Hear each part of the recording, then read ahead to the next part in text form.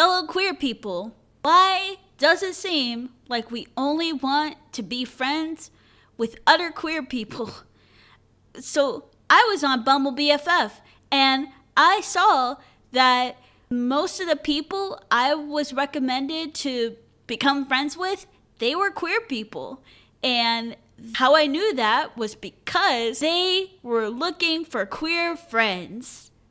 Why do they have to be queer? I actually asked on Reddit, in Ask LGBT subreddit, why would people only be looking for queer friends? And the answer basically boiled down to, well, they're the people who make me feel safe and understood. But here's the thing, right?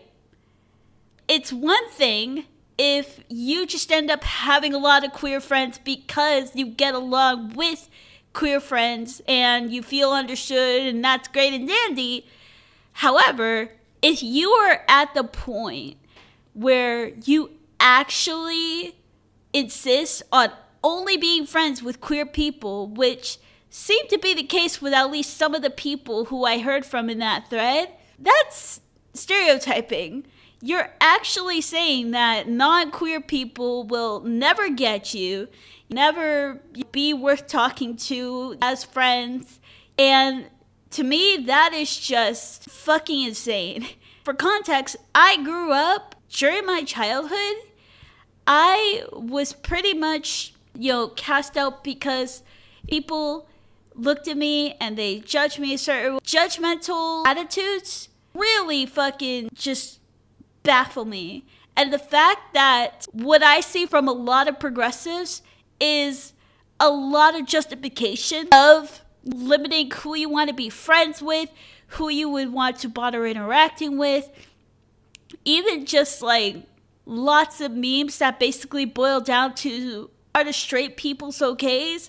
Are the cisgenders? We're basically at a point where we're basically villainizing anybody who's not a minority.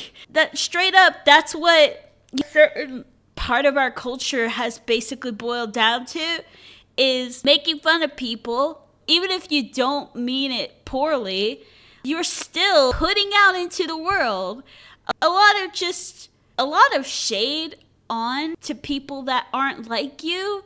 And that's basically the kind of shit that you dealt with a lot in all of our lives. And you were just essentially doing it to different groups and saying it's okay because they have power and I don't. And so let's put this in perspective. We live in a world where we as minorities, so not just queer people, but people of color, neurodiverse people, disabled people, all those other minority groups, we live in a world where we just have less power because of how society is. And here we are wanting a better world for ourselves. But when we're hanging out with our friends, a lot of us insist that they must be like us. They can't be anybody who represents any part of the ruling class. And we will band together. But I think it's just kind of a culture. People are at a point where they don't feel safe around white people or cis people. And let's be so for real. People have had shitty experiences with people who've happened to be white or cis or whatever. People have had interactions with people of the majority race or sexuality or whatever, where they felt misunderstood, heard. I get it.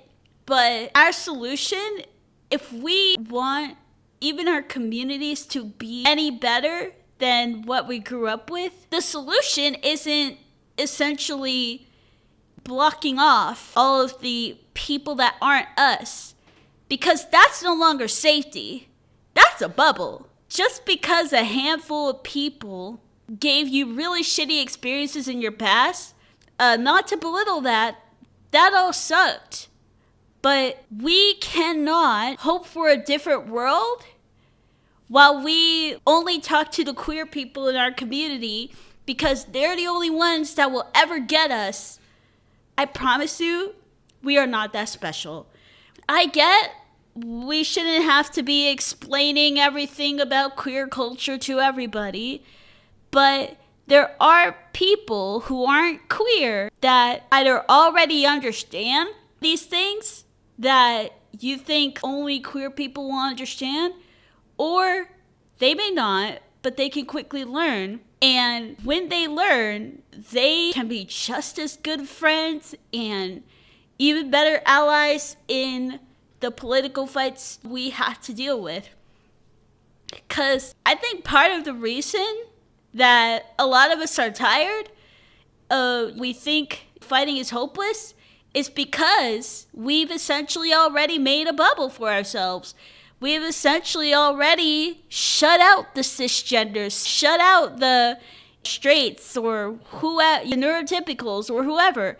We basically said they will never get us, and therefore we usually don't say this, but we basically assume they can never help us. And it's like, but they can. I feel like I'm constantly hearing I shouldn't have to explain these things about the LGBT community. They should do their own studying. And then when they do when non-LGBT people try to educate themselves, it's still never enough. You still are out here saying, I still just want to be friends with queer people because they're the only ones who get it. And again, we need to band together to actually start pushing back against all of the oppression that we're dealing with. Y'all want to talk about how miserable things are, but y'all are so coated in pessimism that you literally discourage anybody that talks about things that could make things better. Any suggestions for even things like discourse to try to be understood is mocked. Not always, but a lot of times it is. And it's not helpful.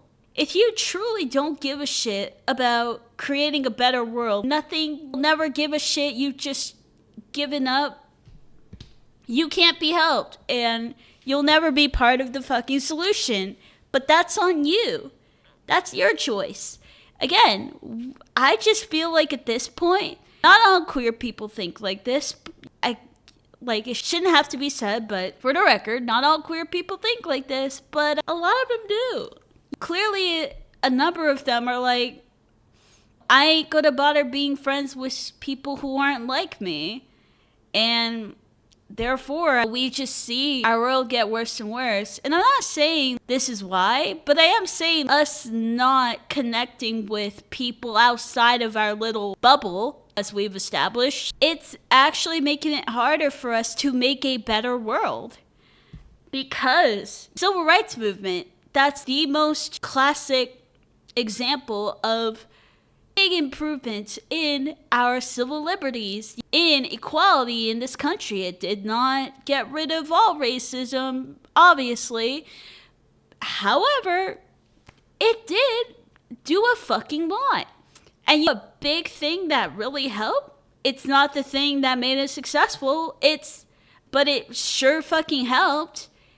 It was the fact that there were white people who were willing to stand with black people in these protests, in these movements. Defiance, all the white people who stood with the black people showed that the black people weren't on their own. And what helps people stand with you, it's not creating a fucking bubble for yourself. You actually have to believe that change is possible to actually walk toward change.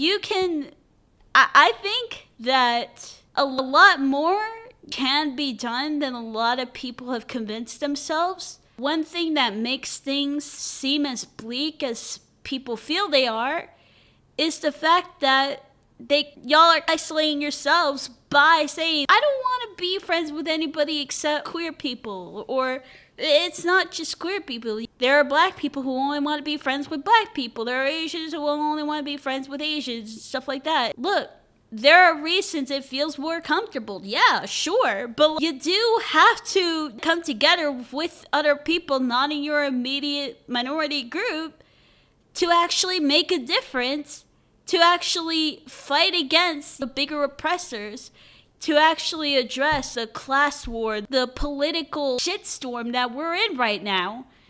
a little step that you can take to actually increase your power through numbers, through unified message, is to stop thinking of yourselves as, oh, we're the queer community, the white people have their own community, the straights have their own community. We gotta stop. I know this is focusing around the queer community because of the original anecdote that inspired this video, but we have to stop limiting ourselves to even who we are even willing to interact with in meaningful ways.